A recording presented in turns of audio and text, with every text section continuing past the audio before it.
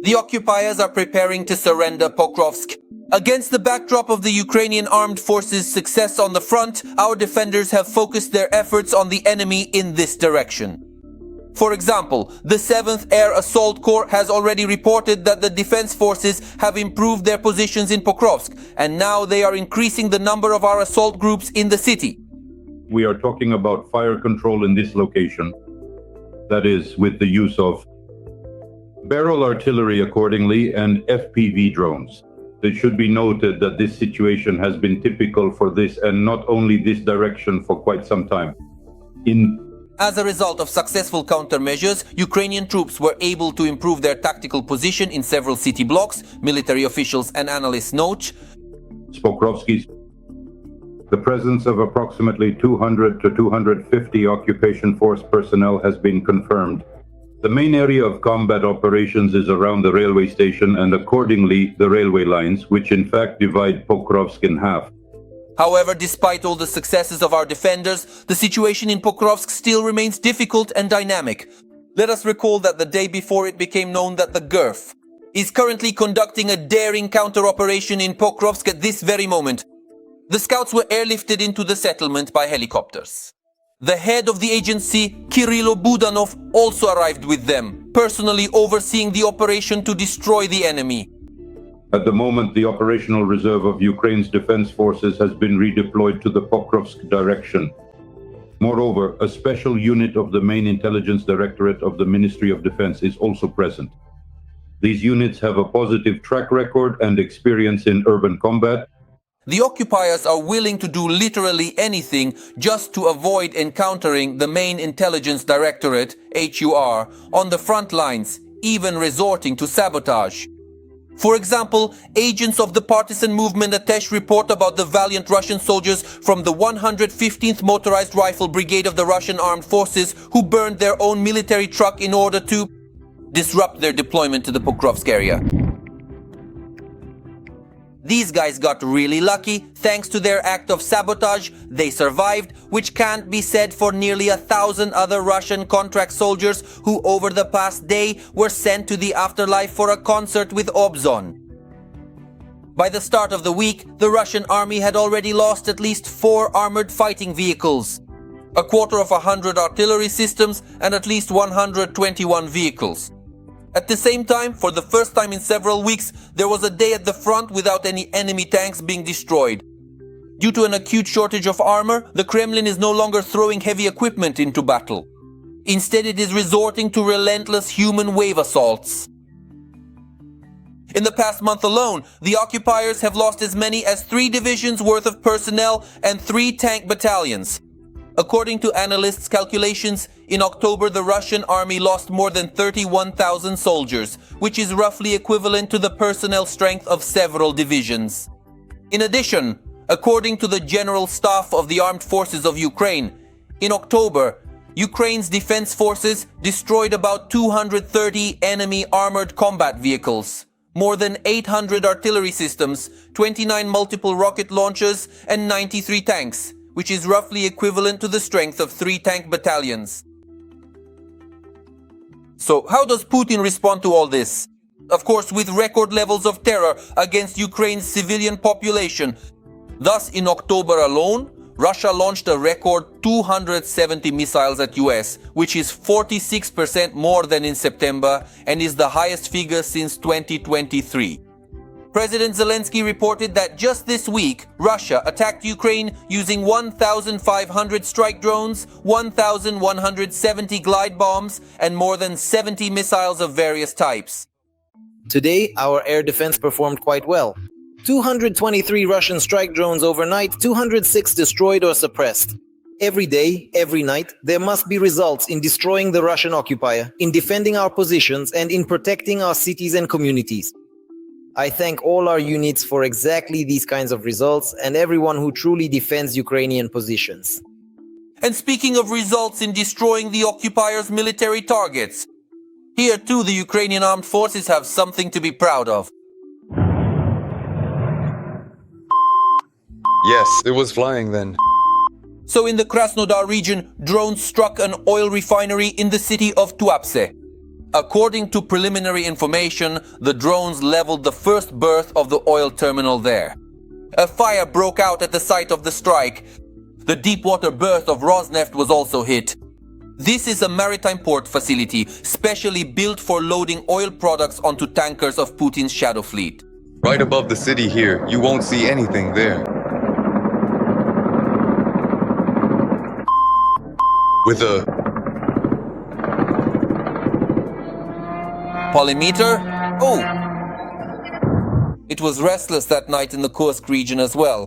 In the city of Zheleznogorsk, Ukrainian drones visited the local power plant. As a result, part of the city was left without electricity. the weather. It was working, but in the end nothing worked at all. It's cold. There was just some shooting, you could hear the gunshots. They didn't shoot down a damn thing. The Ukrainian armed forces also struck the temporarily occupied territories, in particular Volchevsk in the Luhansk region, where a power substation was also attacked. As a result, a total blackout is still ongoing in parts of the region. The Ukrainian armed forces are advancing against the enemy in leaps and bounds, at least by Kremlin standards. While Putin's army spends months fighting for every village, our defenders manage what seems impossible. In just one day, they recaptured as many as 3 Ukrainian villages from the Russian army. We're talking about the settlement of Sukitske and 2 other villages in the Pokrovsk direction, Kucherov Yar and Uyut.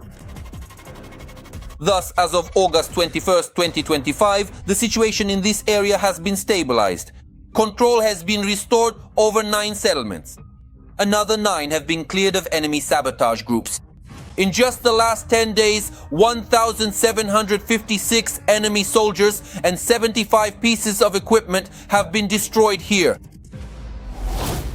The occupiers also suffered huge losses in their attempt to break through the Ukrainian front on a neighboring section of the front line. For example, the fighters of the 33rd Brigade repelled a massive mechanized assault near Vladimirovka in the Donetsk region.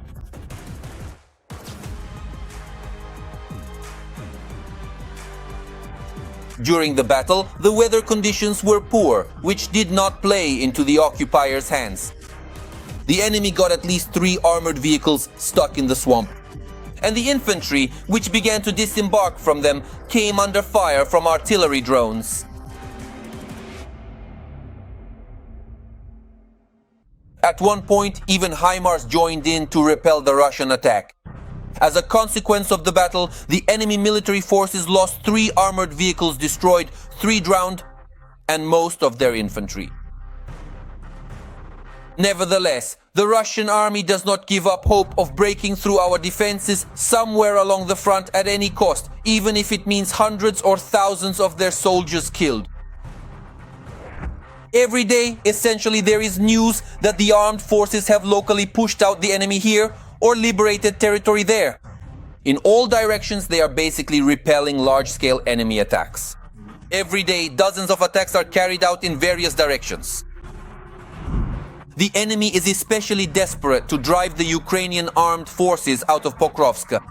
Enemy sabotage groups have been storming the positions of the Ukrainian armed forces there around the clock without stopping for the past several days. The situation in this direction remains extremely difficult for the Ukrainian armed forces. Nevertheless, despite all the enemy's efforts, our defenders are bravely holding the defense of Pokrovsk. The defense of Pokrovsk has been holding for over a year now. Over a year, just think about that. So how many thousands of Russians have died there? Losses exceed 200,000. These are officially confirmed losses according to figures from foreign intelligence agencies. Here's another point. How much Russian equipment have Russian generals lost in this direction? The generals have lost their epaulets. The Pokrovsk direction is the main topic of conversation for Russian propaganda. But when it comes to their so-called achievements on other sections of the front, Kremlin propaganda prefers not to talk about them. You're unlikely to see footage like this on TV across the border. Just minutes after spotting the enemy, the border guards from the PLA Brigade's reconnaissance strike group completely destroy yet another enemy position. As a result, the occupiers lost at least 2 of their tanks, a vehicle, an antenna, electronic warfare equipment, and a significant portion of their personnel in the southern Slobozansky direction. Despite all their efforts, the Russians have not managed to achieve a single significant victory, either on the ground or in the air. The only thing the occupiers seem to excel at is creating weapons of mass terror against civilians. A vivid example of this is the barbaric raid on Vetraiki near Kramatorsk. These are clearly civilian critical infrastructure facilities. In this way, the Russians destroyed a 3rd wind power station in Kramatorsk. Before this, the occupiers attacked wind turbines on October 22nd and 24th. Endless air raids on Ukrainian cities may become the Kremlin's new tactic. To this end, Russia is actively testing more and more new types of its own drones. For example, UAVs with a ring wing. An unusual enemy drone was detected by a Ukrainian anti-aircraft drone. Its exact purpose has not yet been determined, but it is assumed that it could perform both reconnaissance and strike missions. Overall, in just the past week alone, the enemy sent at least 1,200 UAVs toward Ukraine, dropped more than 1,360 glide bombs, and used over 50 missiles of various types. Every Russian strike is an attempt to inflict as much harm as possible on ordinary life. This week, these are strikes on residential buildings, on our people, on children, and on civilian infrastructure. This is the main target for the Russians. Thousands of strikes with different types of weapons in just 1 week. However, military analysts assure that Ukraine's response to Russian terror is also not far off. Ukraine was, is, and will be. And sooner or later, Ukrainian Tomahawks will inevitably meet Russian decision-making centers. And while the American Tomahawks are still on their way, the Security Service of Ukraine has shown off its own new acquisitions. We are handing over this remarkable Mogura B7, which has already achieved a number of victories. The drone was purchased with donations from Ukrainians as part of a large-scale fundraising campaign, joined by local artists, influencers, and athletes. This strike by a naval drone is the first in the world to have destroyed aerial targets. Thanks to just one such naval drone, the occupiers can suffer colossal losses, which the Security Service of Ukraine promises to report to its closest allies in their video reports. The wounded and maimed are sent into assaults. Those soldiers deemed undesirable are simply eliminated, and if someone doesn't want to sign the contract, they'll end up signing it anyway. But the newly minted soldier will only find out about this after the fact. It's also nearly impossible to resign from the army. Even single fathers, who by law should be released without issue, are not granted discharge. Their children during this time are simply placed in orphanages. According to single fathers interviewed by Vdachne, commanders may simply refuse to accept the resignation report at first, denying discharge verbally. If the documents are accepted, they might get lost, and the soldiers continue to serve while their children temporarily stay with relatives or are placed in orphanages. So it turns out that even with a living parent, the children are orphans. But really, what can you say about discharging a healthy man when in the Russian army they don't even discharge severely wounded soldiers? They looked at us and said, "What's the big deal? You're fine without a leg." Oh, it's just a leg, even though in its own way it's the sky, but it's a leg. He's been sitting here for days as well. What was I trying to say with this? They came in, looked around, asked who was there for what, and were told the reasons. All right, guys, got it. And then they left. These occupiers will soon be sent on their final meat assault. The fact that some of them are missing limbs doesn't interest anyone. Their commanders just use them as disposable cannon fodder. Some occupiers still believe that the state will help them, so they complain to the Kremlin's ombudsman about being denied, about medical assistance, or about poor treatment. The number of such complaints has quadrupled in 2 years, from 459 to 1,976. The applicant's husband, after receiving treatment at a frontline hospital, was sent to the Military Medical Commission to determine his fitness for military service. Upon arriving at the military unit to receive the order for referral to the Military Medical Commission, he was sent to the front line. Since May 2024, he has been listed as missing in action. After injuries or due to pre-existing health problems, not all soldiers are given enough time for full and proper rehabilitation. Sometimes a soldier is sent beyond the line despite doctors' recommendations to continue treatment and the need for rehabilitation. As a result, a serviceman ends up on the front line who is physically unable to carry out combat tasks. But at least these ones went to the front of their own accord. And there are cases when Russian men only find out after the fact that their occupation has been changed. Black recruiting, black recruiters, they've turned into slave traders. We're basically witnessing human trafficking to supply people to the front. Everyone without exception ends up getting caught in this. Cerebral palsy, mental illnesses, missing limbs. None of that matters. According to the Russian army, everyone is useful. The local administrations, of course, know all about it. They even encourage and assist it. In my home village of Kinicherkasy, they got a guy from Siberia drunk. They married him off to an elderly woman of loose morals and low social responsibility. They sent him to the front where he died, and now they're claiming compensation as his wife, even though he had never even seen her in his life. Every voice matters. Join our community, support independent journalism and help us bring you the truth from Ukraine. Become a member of Ukraine Today. Join us now. A Russian soldier like this can be eliminated with the help of his own commanders. The occupiers complain that unwanted soldiers from the so-called special military operation are often sent on suicide assaults. One of the roles during an assault is called a beacon among the military. The occupier is sent without weapons or a bulletproof vest in order to expose the firing positions of Ukrainian forces. You just run in one direction, and there's a blocking detachment behind you that won't let you go back. Your only chance to survive is to get wounded and be captured by the Kotlyne, a derogatory term for Ukrainians. The occupiers admit not only to being eliminated by their own commanders, but also to killing civilians. A Russian soldier recounted how his commander entered the wrong coordinates, which resulted in an artillery strike on a village. Many people were killed, including children. The soldier only found out about what happened after the administration of the so-called LNR complained to the command. Basically, we mixed up the targets, those for the Goroshkodovskis and those for the Uragans. The coordinates were given out the same way for the sectors, but the idiot who was on duty at the command post just mixed them up for the captain. What does that have to do with me? They give me the numbers on the flashlight, and I just have to call them in. So he says, how does it work now? It's fine. Well, he says, 12 kids and 9 of them are from today. Of course, the incident was hushed up, and on Russian television, they reported that supposedly Ukrainian servicemen were in that village. And these are just the stories that have come out in the last few days. In reality, the situation is much worse, and with each passing day, it keeps getting worse.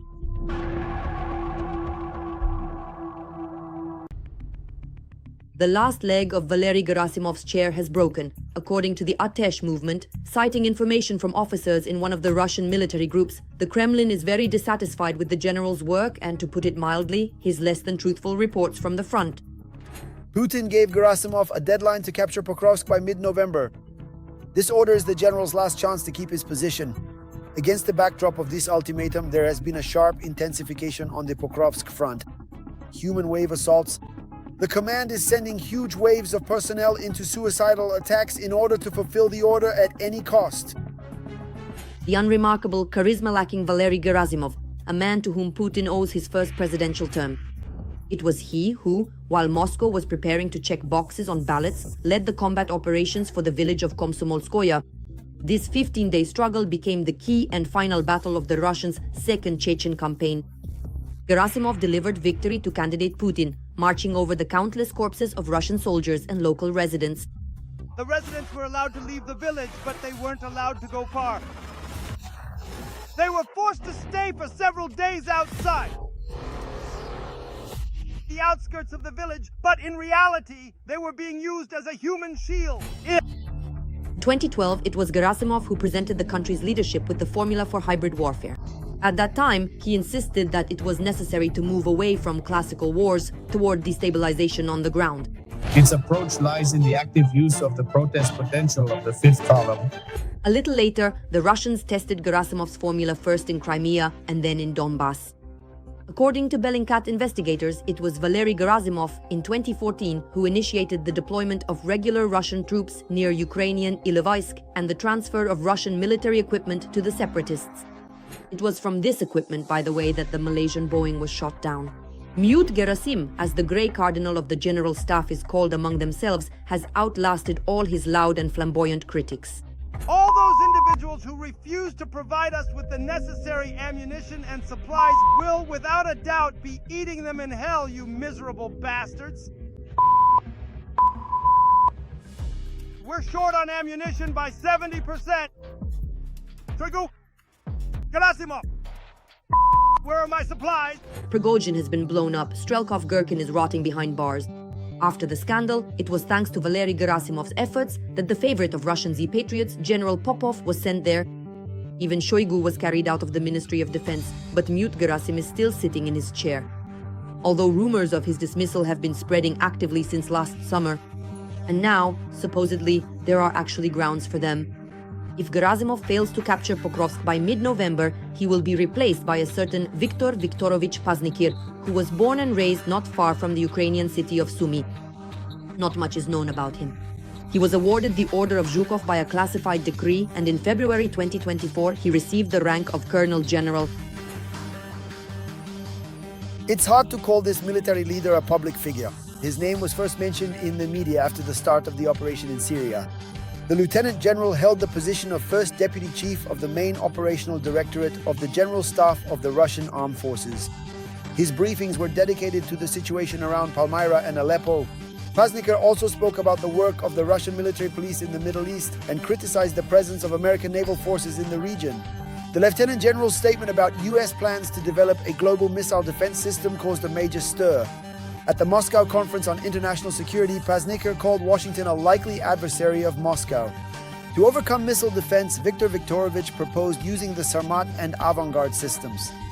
It is still unknown whether Gerasimov will be able to outsmart his adversaries again and hold on to his position.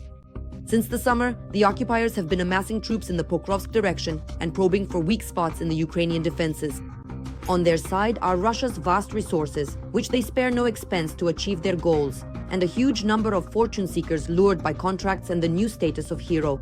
And in 2025, Pokrovsk could become an important and decisive battle, just like the Chechen village of Komsomolskoye once was. People! My fellow countrymen, all of them could be here now. Walking, talking, doing things. They could have had more children, perhaps raising a larger family and providing more support and care to each other. In short, by doing so, they could have truly contributed in a meaningful and significant way to the well-being and prosperity of their fellow citizens, making a positive difference in their community. More than 1 million losses in the Russian army since 2022. The cemeteries are overflowing, contract payments have been reduced, and commanders are stealing the death benefits. Over the past 2 years, the number of contract signings in the Russian Federation has dropped to a minimum. Pokrovsk has been under assault for a year now, at the cost of enormous losses. So where do they find new people for Putin's war? A scheme of covert mobilization has been uncovered in Russia. The Russian Ministry of Defense has resorted to extreme measures, sending young people to die. We signed the contract on July 5th.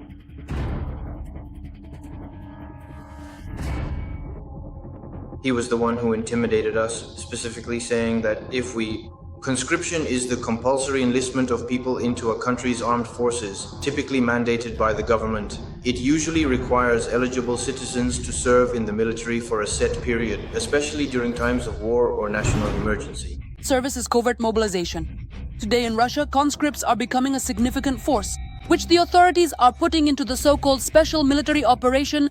There are people from my draft, my friends, who were wounded, shell-shocked or killed, hit by bare shrapnel. Cases of conscripts being forced to sign military contracts continue. One of them was Andrei Smirnov. The 50th Separate Railway Brigade declares that it does not want to sign a military contract. If a contract appears signed, I did not sign it. Using psychological or physical pressure or through fraudulent means. 195,000 rubles were deposited into his bank account. It turned out that this was the first payment under a contract that, as it turned out, had been drawn up in his name. Smirnov claims that the document itself was handwritten and signed by someone else.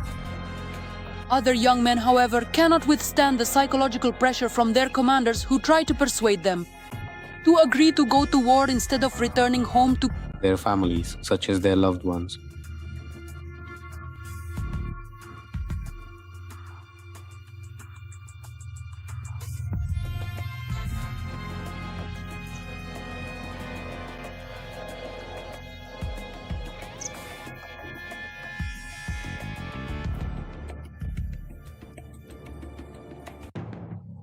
deprived of sleep and contact with their loved ones.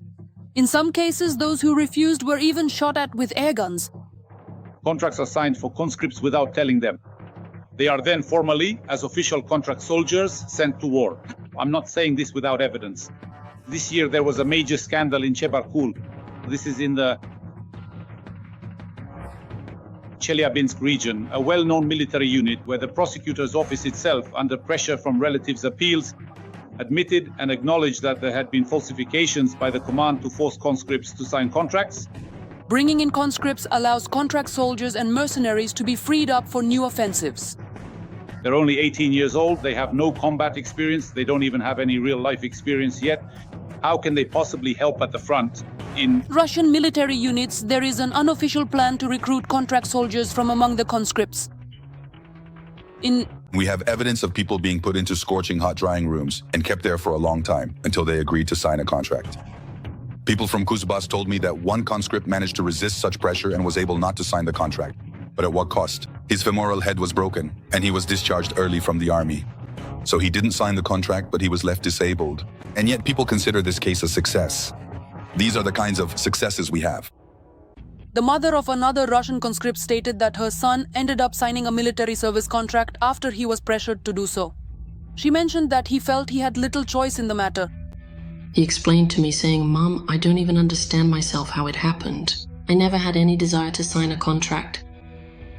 When he submitted a report refusing the contract, they didn't accept it and claimed that signing the contract was voluntary. In Primorsky Krai, for refusing to sign a contract, conscripts are subjected to collective punishment by having other servicemen set against them. A conscript was forced to sign a contract through coercion and psychological pressure. The child doesn't want to go, but they will send him to the special military operation.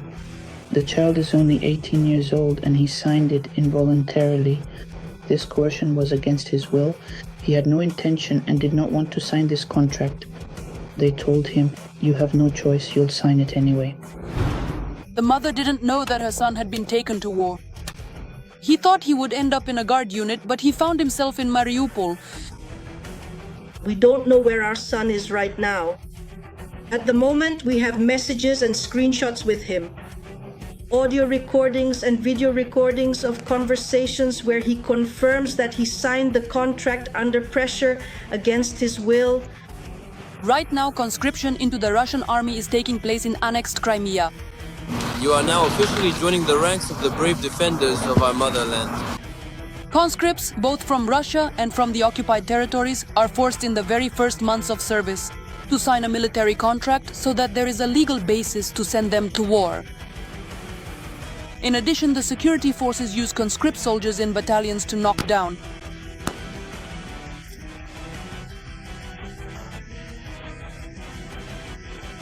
Drones, which are unmanned aerial vehicles, are widely used in modern technology.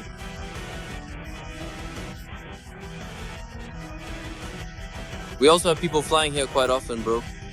And just imagine, these guys are shooting down drones and they don't even get paid. Just imagine. Although they said something like, if you shoot down drones, they'll pay you well. The number of former conscripts who become contract soldiers and are sent to war is classified according to human rights activists. About 300,000 people are drafted for compulsory service each year. But even if a third of them sign a contract, that's about 100,000 new contracts. This is a kind of forced recruitment, and it's happening all the time. The Russian Ministry of Defense, in order to fulfill Putin's orders, is patching up holes at the front with 18-year-old boys. But no one can help them avoid this. After all, Putin isn't even trying to stop the bloody slaughter.